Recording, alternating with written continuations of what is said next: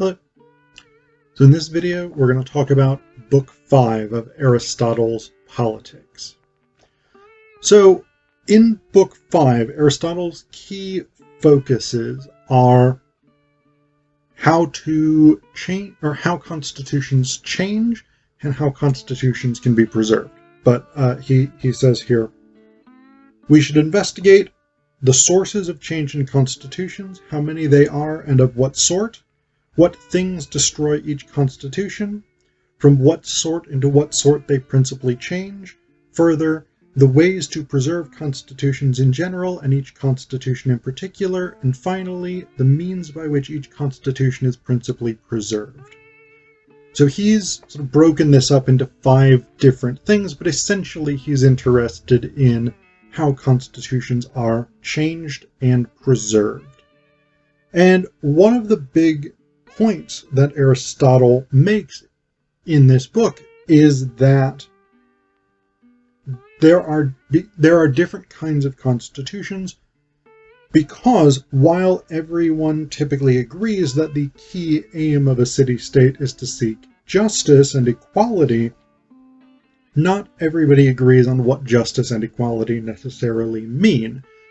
And so people form different kinds of constitutions, and because they form different kinds of constitutions, those constitutions have different characteristics and will be subject to potential changes in different ways.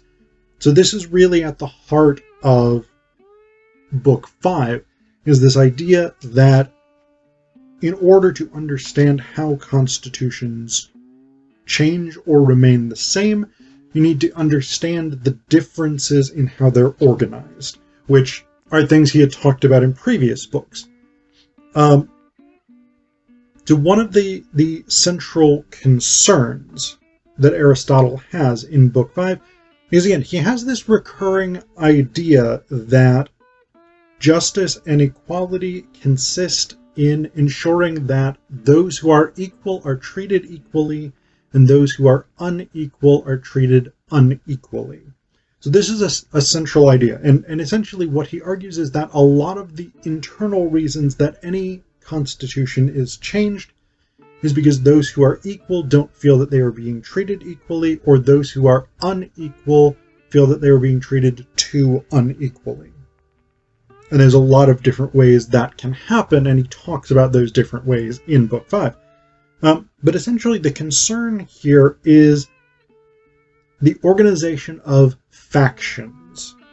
That is, differing groups with competing interests within the same city-state that lead to civil strife. Because one group is set against another group, their interests are opposed to one another, they will compete for power, and they will compete for legitimacy within the city-state.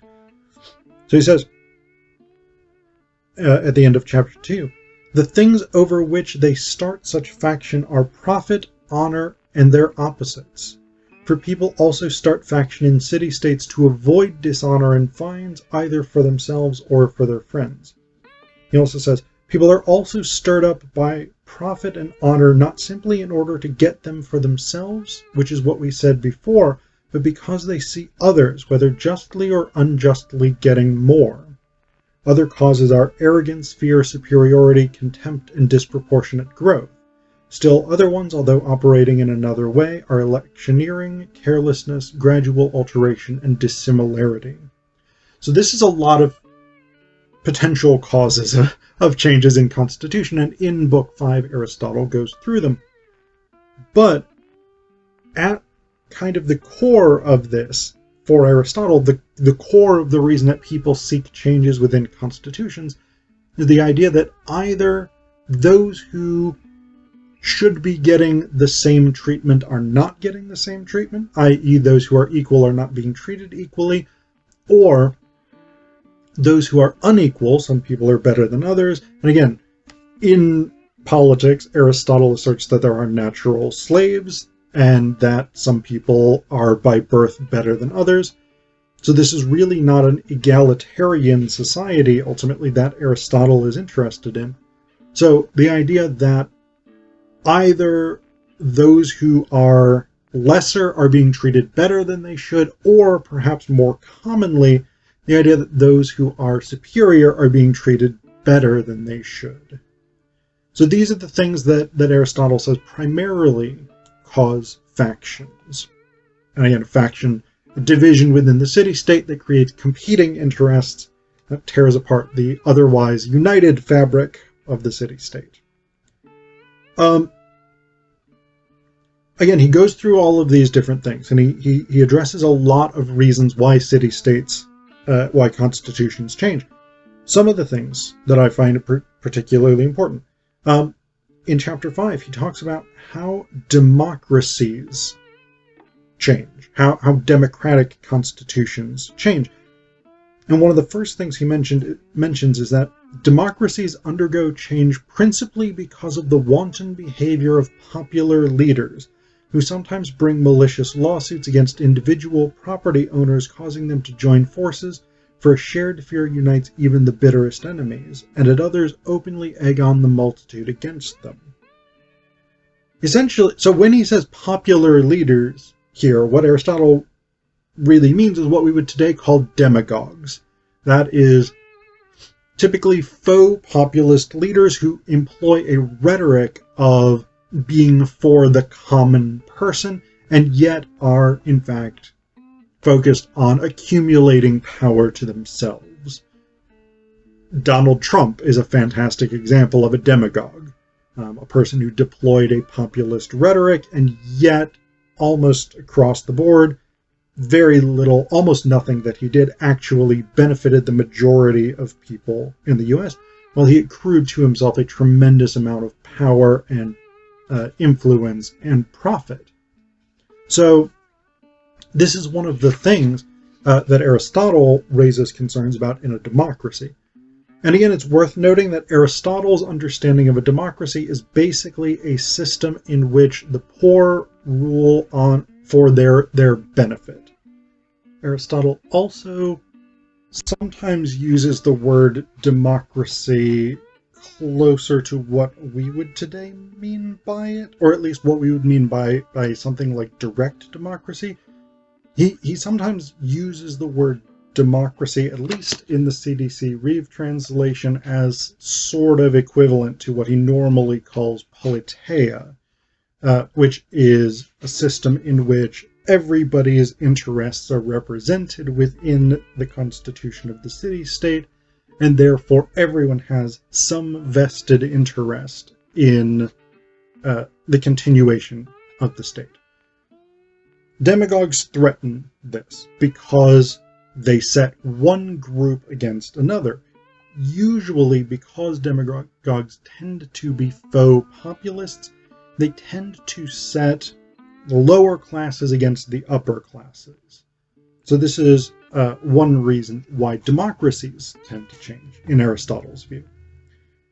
He gives many more reasons why oligarchies or aristocracies undergo changes. The first one is when they treat the multitude unjustly. So basically, when you have a small group of people who are ruling in the interests of their own power, and they exploit their positions unjustly and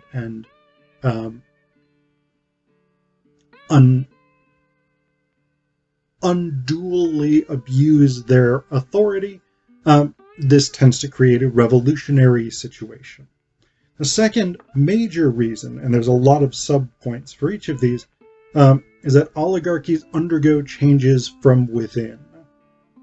So either semi-external in that the multitude, the common people are external to the governing systems of oligarchy and may rise up to overthrow it, or internal in that there are a multitude of reasons why divisions within the ruling oligarchy may arise. Things like the rivalry of those who seek popular leadership. One exists amongst the oligarchs themselves, since a popular leader can arise even when they are few. Another sort is where the oligarchs curry favor with the crowd. It occurs when some draw the oligarchy into fewer hands. when they spend private resources on loose living. Oligarchies are overthrown when another oligarchy is formed within the oligarchy. Factions also arise over marriages and lawsuits when some members of an oligarchy are scorned by others and are driven to start a faction, etc., etc. So there's a lot of reasons why oligarchies undergo changes, most of which have to do with the abuse of power in some way. Often the abuse of power within the oligarchic structure itself. So one or a few members of the oligarchy seek more power than they're entitled to, and therefore cut out the other members of the oligarchy, thus creating a division, creating faction, or there are disputes over marriages or inheritance of property or any of these kinds of things, and people take sides, etc., etc. So these are the things that Aristotle is concerned about with Book 5, is what are the actual mechanisms through which these governments or constitutions undergo changes. He's also interested later in Book 5 in how to preserve a good constitution. And essentially the point that he makes at the beginning of chapter 8 here is that because we know now what causes changes in constitutions, the opposite things can be used to preserve them. This is a move, actually, that Aristotle makes a number of times in the Politics, where he says, now that we've analyzed X side of things, we know that the opposite will work in the opposite direction. So now that we know what causes changes in constitutions, the opposites of those things will preserve constitutions. So this is a really important component of Aristotle's argument, is this idea that we can work from one side of a question to answer the other side of that question. One of the things that he addresses, again, toward the end of Book 5, is the key mechanisms required in order to maintain a constitution, a good constitution, particularly. And essentially, he puts a lot of the emphasis on good leaders. And he says that good leaders must have 3 key qualities. So he says here, those who are to hold the offices with supreme authority should possess 3 qualities. First, friendship for the established constitution. Next, the greatest possible capacity for the tasks of office. Third, in each constitution, the sort of virtue or justice that is suited to the constitution. For if what is just is not the same in all constitutions, there must be differences in the virtue of justice as well. So basically, 3 things a good leader needs. They need, first off, to be an actual supporter of this type of government. That may sound very straightforward, but there are a number of examples throughout history, particularly demagogues, who used the existing mechanisms of power to get into office and then undermined that system. Hitler probably being the most famous, because he was elected to the office of Chancellor, and he used that power to destroy democracy in Germany. The current Republican Party in the United States, since about the 1990s, it's been very explicit that their objective is not to govern. So we have that same kind of thing. Aristotle would say they are a terrible choice in terms of who could preserve the American constitutional system. So that's the first thing. You need to actually support the government that you're going to lead, the type of government. The second, capacity for the tasks of office. You need to fundamentally be qualified to actually hold that position. If you're going to be President of the United States, you should be qualified to be President of the United States and to do a decent job of it. And third, the virtue appropriate to that type of constitution. So earlier in politics, Aristotle has talked about the different virtues for different types of constitutions. He talks about democratic virtues, oligarchic virtues, aristocratic virtues, etc., etc. And so in order to preserve a constitution successfully, the leader needs to have those kinds of virtues.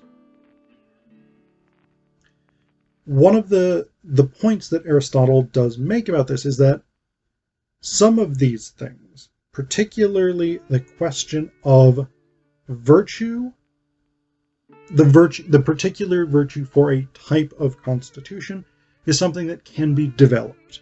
And so he actually talks about the way that education should be set up. He doesn't spend nearly as much time on this as Plato does in the Republic, but he believes that education in a particular city-state should be geared both for the rulers and for the citizens.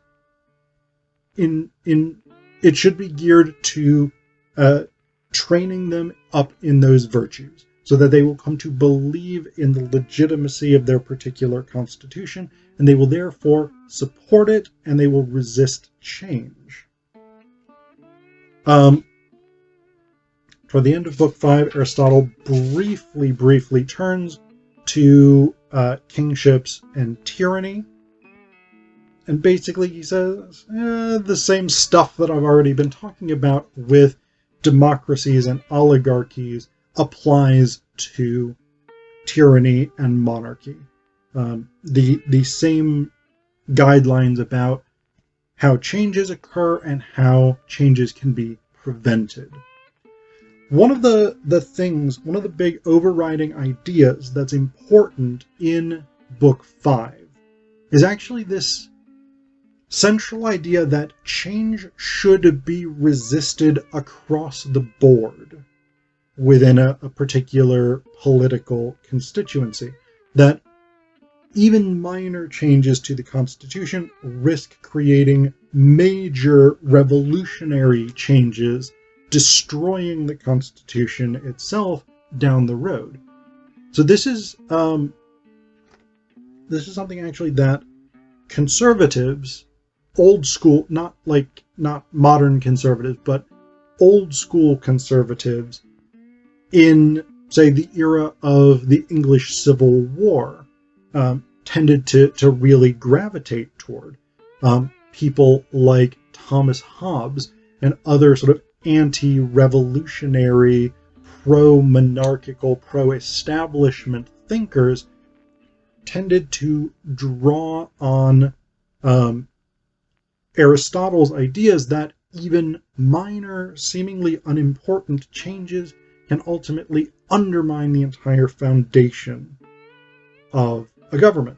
And I was actually just reading an article about this in Barbara Goff and Michael Simpson's new collection, Classicizing Crisis. There's an essay by Rachel Foxley called Innovation and Revolution in 17th Century England. And it's an interesting, the whole collection is interesting, actually. I don't want to get too far off on it. But basically this idea of how you preserve a constitution in Aristotle, in Book 5 especially, is basically prevent any sort of changes from happening once that constitution is established, because any change opens the door for completely destructive change. And so this was very much an argument against what in the English Civil War period, the Carolinian period, was sometimes called innovation in religion or politics.